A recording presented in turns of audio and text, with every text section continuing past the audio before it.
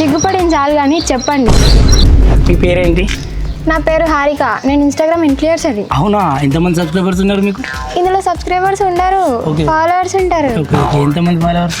నాకు 1000 మంది ఫాలోవర్స్. అవునా, గ్రేట్. 1000 మందికి ఇన్ఫ్లుయెన్సర్లు అవుతారా? 1000 మంది ఉన్నా కూడా ఇన్ఫ్లుయెన్సర్లు అవుతారు. ఏమో మరి. ఇంతకీ మీ పేరేంటి చెప్పలేదు? పేరు సుధాకర్. అవునా, ఎక్కడ దాకా చదువుకున్నారు?